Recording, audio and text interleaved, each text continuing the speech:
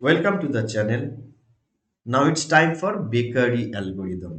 আমরা লাস্ট ভিডিওতে Pietersen algorithm পড়েছিলাম কিন্তু দেখেছিলাম ওটা দুটো মাত্র প্রসেসের জন্য অ্যাপ্লিকেবল। মোর দ্যান টু প্রসেসের জন্য আমাদের বেকারিস অ্যালগরিদম কাজে লাগে। তো critical section for in processes, as I told before entering the critical section, process receives a number. এবার আমরা সোজা চলে আসি এর ব্যাপারটা কি। ক্রিটিক্যাল সেকশনে ঢোকার আগে প্রত্যেকটা প্রসেস একটা করে নাম্বার রিসিভ করে and holder of the smallest number enters the critical section. যার কাছে সব থেকে ছোট টোকেনটা থাকে সেই ক্রিটিক্যাল সেকশনে ঢুকতে পারে। এটা যদি আমরা একটা অ্যানালজি টানি যে আমরা ডক্টরস ভিজিট করব, তো ডক্টরস চেম্বারে যাওয়ার আগে আমরা নাম লেখাই ডাক্তারের কাছে। তো আমরা ফোন করলাম, ফোন করে ডাক্তারবাবুর ওখান থেকে আমি একটা নাম্বার পেলাম, সে 6। তো তার মানে আমি বুঝে গেলাম যে আমার আগে 5 জন চেম্বার ভিজিট করবে and I am the 6th person. Even আমি যদি আগেও পৌঁছে যাই, তো সেখানে সব থেকে স্মলেস্ট নাম্বার যার কাছে থাকে, সব থেকে স্মলেস্ট নাম্বারের টোকেন যার কাছে থাকে, সেই ফার্স্ট ভিজিট করে। তো আমি এখানে যদি ডক্টরস চেম্বারটাকে ক্রিটিক্যাল সেকশন বলি, তো সেখানেও মিউচুয়াল এক্সক্লুশন হচ্ছে এক এক করে পেশেন্ট, মানে মিউচুয়াল এক্সক্লুসিভ ওয়েতে ডক্টরসের কাছে ভিজিট করছে, তাই তো? তো এখানেও ঠিক কনসেপ্টটা একই রকম, কিন্তু ওই এক্সাম্পলের থেকে এখানে একটা জিনিস আলাদা হবে। এটা হচ্ছে বেকারিস অ্যালগরিদমে দুটো প্রসেস একই টোকেন নাম্বার পেতে পারে। ইয়েস, বেকারিস অ্যালগরিদমে দুটো প্রসেস একই টোকেন নাম্বার পেতে পারে। কেন পারে সেটা আমরা প্রোগ্রামটা যখন দেখবো তখন বুঝতে পারবো, অ্যালগরিদমে আসবে যখন। তো তো সেখানে তখন কি হবে, তখন টাইটা কিভাবে ব্রেক করা যাবে? যেমন ধরা যাক এখানে বলা আছে যে ই PI and PJ receive the same number, একই টোকেন নাম্বার পেয়েছে। সেই ক্ষেত্রে আই যদি জে থেকে ছোট হয় তাহলে পিআই সার্ভ হবে, নাহলে পিজে সার্ভ হবে। মানে ধরা যাক দুটো প্রসেসের প্রসেস আইডি থাকবে।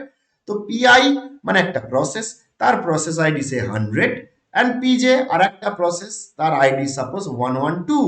তো এই দুটো আইডির মধ্যে যদি আই ছোট হয় তার মানে পিআই, তার মানে এটা ছোট, তার মানে এ আগে ক্রিটিক্যাল সেকশন ভিজিট করবে। যদি এরা সেম টোকেন পায় তবেই, আদারওয়াইজ ফার্স্ট ফার্স্ট যেটা প্রসেস হচ্ছে, প্রথমে কি দেখবে টোকেন নাম্বার, যার টোকেন নাম্বার ছোট সেই প্রসেসটা আগে ক্রিটিক্যাল সেকশনে যাবে, আর যার যার বেশি সেটাকে ওয়েট করতে হবে। এবং যদি আমার টাই হয়, মানে সেম টোকেন নাম্বার পায়, তখন আমার কিন্তু টাইটা ব্রেক করা হবে using the number process ID, okay, PID দিয়ে। তো পিআই এবং জে এর মধ্যে যেটা আমার ছোট প্রসেস নাম্বার যার ছোট, সেই আগে সার্ভ হবে। তো চলো, এবারে আরো একটা কনসেপ্ট আছে, সেটা আমাকে জানতে হবে। যেখানে নিচে বলে দিয়েছে যে number scheme generate numbers in the increasing order of enumeration 1 2 3 3 3 3, অনেকে 3 পেয়েছে, 4 5 এরকম। ওকে, আচ্ছা, আর একটা জিনিস বেকারিস অ্যালগরিদমে, সেটা হচ্ছে আমাদের একটা লেক্সোগ্রাফিক্যাল অর্ডার এখানে মেনটেন হয়। লেক্সোগ্রাফিক্যাল অর্ডারটা কি না, লেক্সোগ্রাফিক্যাল অর্ডারে দুটো জিনিস থাকে, একটা হচ্ছে টিকিট আইডি, প্রথমটা হচ্ছে টিকিট আইডি, পরেরটা হচ্ছে প্রসেস আইডি। তো আমার দুটোই লাগে, আমি বললাম না, প্রথমে টিকিট আইডি চেক হয়, তারপরে প্রসেস আইডি, যদি সেম হয় তখন প্রসেস আইডি। তো লেক্সোগ্রাফিক্যাল অর্ডারে এই দুটো জিনিস থাকে। এবার আমি A comma B is a lexicographical order, C comma D আর একটা লেক্সোগ্রাফিক্যাল অর্ডার, আমি এ কমা বি কে less than C comma D বলতে পারি। তো কখন বলতে পারি না, আইদার প্রথমটা কি ticket ID, so ticket ID হচ্ছে এ আর এর টিকিট আইডি হচ্ছে সি। তো আইদার এ লেস দেন সি হয়, যদি এ যদি ছোট হয় তাহলে টিকিট আইডির থেকে এটা ছোট, তার মানে আমি বলতে পারি যে A B less then CD. অথবা যদি আমার এ ইকুয়াল টু সি হয়, মানে টিকিট আইডি যদি সেম হয়, তখন আমরা কিভাবে বলবো এটাকে ছোট, তার মানে এটা থেকে আমি বুঝতেই পারছি B is less than D. তো যদি এ আর সি ইকুয়াল হয় তাহলে B should be less than D. Okay, তো এই জিনিসটা আমাকে বুঝতে হবে। আর একটা ম্যাক্স অফ, আর একটা আমি function max of a0 a1 a2 dot dot dot an-1, এই ফাংশনটা রিটার্ন করবে ইজ আ নাম্বার কে। ম্যাক্স করলে রিটার্ন করবে কোনটা না, maximum of this, such that কে যেটা পেলাম should be greater than or equal to ai, where I varies from 0 to n-1। So max মানে হচ্ছে ওইগুলো আমার টোকেন নাম্বার গুলোর মধ্যে সব থেকে বড়, মানে টিকিট আইডি গুলোর মধ্যে সব থেকে যেটা বড় টিকিট আইডি, সেটাই আমাকে দেবে। তো এখানে আমাদের যে অ্যালগোরিদমটা করব সেই অ্যালগোরিদমে দুটো আমার ডেটা স্ট্রাকচার ইউজ হবে, একটাকে আমরা বলবো চুজিং আর একটাকে বলবো আমার একটা নাম্বার। তো এই দুটো আমার অ্যারে ইউজ হবে, চুজিংটা বুলিয়ান টাইপের আর নাম্বারটা ইন্টিজার টাইপের। চলো সোজা চলে যাই আমরা অ্যালগোরিদমে, দেখি কি আছে। তো ভেরি সিম্পল বেকারিজ অ্যালগোরিদম। আমি একটুখানি ডেটা স্ট্রাকচার আর initialises to false and zero, মানে চুজিংটা ফলস এবং নাম্বারটা জিরো দিয়ে রিপ্রেজেন্ট করতে মানে ইনিশিয়ালাইজ করা। তো আমার ডেটা স্ট্রাকচার COOSING চুজিং। আমি ধরলাম এখানে তিনটে প্রসেস আছে, তো একটা অ্যারে অফ লেন্থ 3, আর একটা হচ্ছে নাম্বার এটাও আমার লেন্থ 3 তে আমি অ্যারে তিনটে নিলাম। এবং তার সঙ্গে কি কি বলা হয়েছিল, কি দিয়ে ইনিশিয়ালাইজ করতে হবে, আমি আগের স্লাইডে যদি যাই তো ফলস, প্রথমটা চুজিং এর জন্য ফলস, আর এটা আমার জিরো দিয়ে ইনিশিয়ালাইজ করতে হবে। তো নাম্বারের মধ্যে অ্যাকচুয়ালি আমার থাকবে হচ্ছে নাম্বারের মধ্যে আমার রাখা হবে টিকিট আইডি গুলো। তো এই নাম্বারগুলো আমার সব জিরো, মানে টিকিট আইডি জিরো, আর এগুলো সব ফলস করা আছে, এফ এফ এফ ওকে, সব কটা ফলস করে রাখা আছে। এবার এটা আমার একটা প্রসেস, সে P1 প্রসেস, সে তার যখন বেকারিজ অ্যালগরিদম ফলো করে ক্রিটিক্যাল সেকশনটা এই জায়গাতে আছে, তো ক্রিটিক্যাল সেকশনে ঢোকার আগে কি কি করবে। তো ক্রিটিক্যাল সেকশনটা যেহেতু একটা সেন্সিটিভ জায়গা, সেই জায়গাটায় আসার আগে বেশ কিছু জিনিস আমাকে চেক করতে হবে। তো সেই জিনিসগুলো সেটা হচ্ছে এন্ট্রি সেকশন। তো এন্ট্রি সেকশনের কোড হচ্ছে এইখান থেকে শুরু হয়ে এতটা আমার হচ্ছে এন্ট্রি সেকশনের কোড, এটা ক্রিটিক্যাল সেকশন। এবং এটা তারপরে ক্রিটিক্যাল সেকশন থেকে বেরিয়ে আসার পরে রিমাইন্ডার সেকশন এই পার্টটা হচ্ছে। ওকে, এবার কি আছে একবার তোমরা ভিডিওটা পজ করে আগে চোখটা বুলিয়ে নাও, তারপরে আমি তো আছি, আমি বলছি ব্যাপারগুলো কি হয়েছে। তো প্রথম কথা, আর একটা জিনিস বলে রাখি, যদি কি কোনো কিছু বুঝতে না পারো পজ করে ব্যাক করে আবার আবার প্লে করবে, তাহলে দুবার ধরে শুনবে, তাহলে অনেকটা ক্লিয়ার হয়ে যাবে। প্রথম কথা, কোনো একটা প্রসেস, ধরা যাক P0 P1 P2, আমি ধরলাম এই প্রসেসটা P1 প্রসেস। তো P1 প্রসেস তার ক্রিটিক্যাল সেকশনে যেতে চাইছে, তো কি করবে, চুজিং কে করবে ট্রু। তো তা প্রথমেই তার যে চুজিং এর এখানটা করে দিল ট্রু, এটা ফলস ছিল এটাকে করে দিল ট্রু, এবং নাম্বার আই মানে নাম্বার 1 এইখানটায় কি অ্যাসাইন করছে, max of number 0 number 1 number 2 dot dot dot, max কত পাবে, জিরোই পাবে, প্লাস 1। তার মানে আমার নাম্বার কত পেলাম, আমি প্রথম আসছি, আমার নাম্বার হচ্ছে 1, ঠিক আছে। And choosing equal to false, তো চুজিং যেটাকে ট্রু করেছিলাম ওটাকে আমি ফলস করলাম। তো দেখো, নাম্বার যখন আমি টিকিট নিতে চাইছি, টিকিট নেওয়ার আগে চুজিং কে করছি ট্রু, টিকিট নাম্বার নেওয়ার পরে টিকিট আইডি যেই পেয়ে যাচ্ছি সঙ্গে সঙ্গে চুজিং কে ফলস করছি।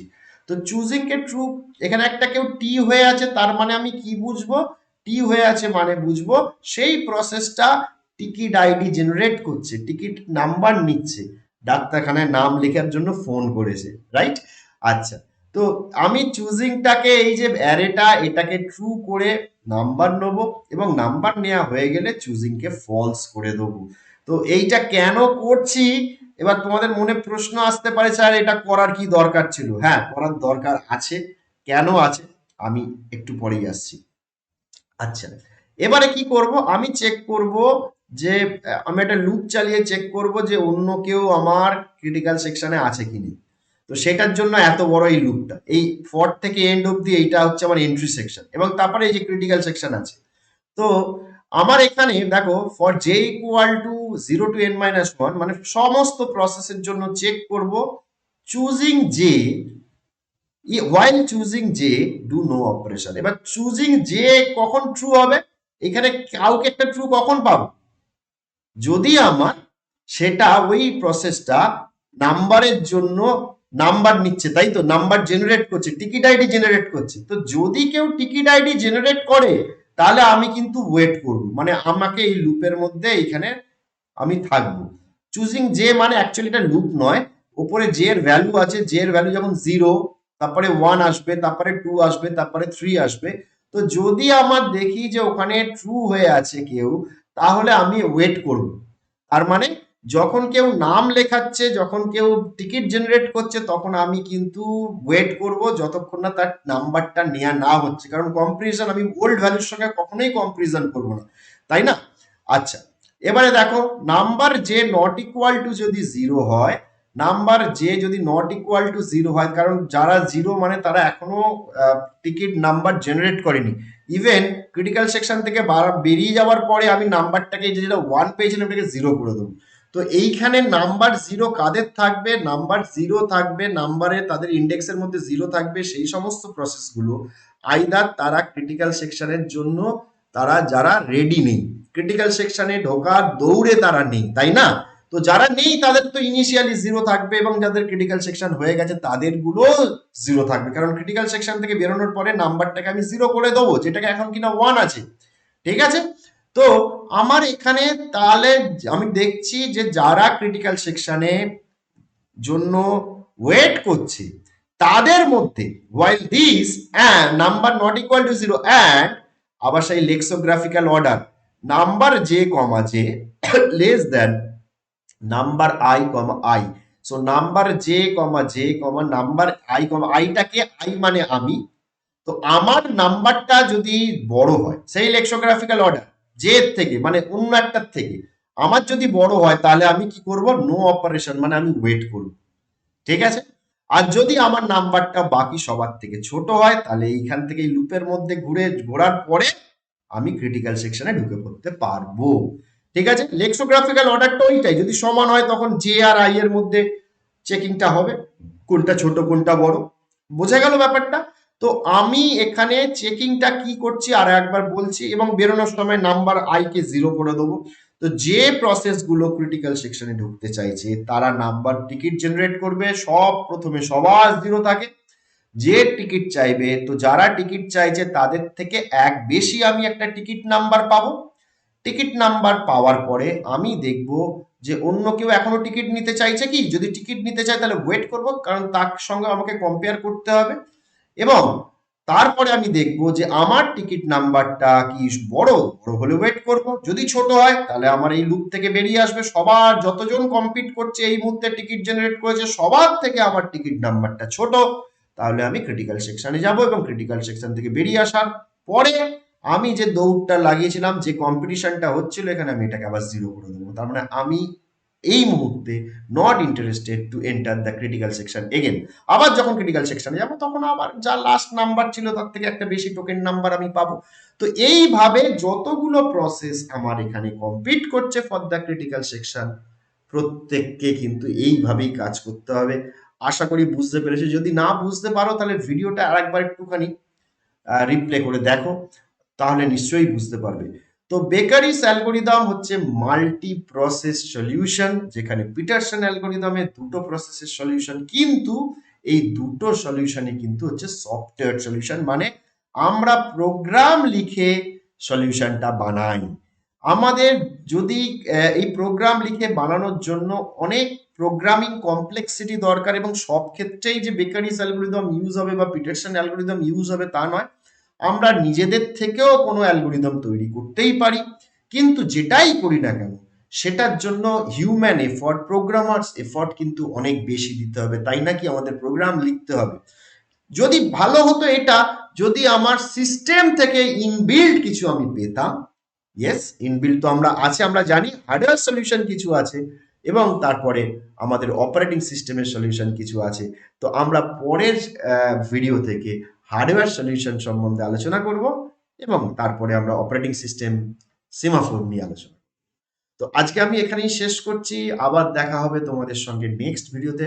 অবশ্যই কিন্তু ভিডিওগুলো দেখবে, প্রত্যেকটা ভিডিও, তার কারণ সবকটা না দেখলে, খাপছাড়া খাপছাড়া করে দেখলে কনসেপ্ট তৈরি হবে না। ওকে, সো আজকের জন্য আমি এখানেই বিদায় নিচ্ছি। বাই।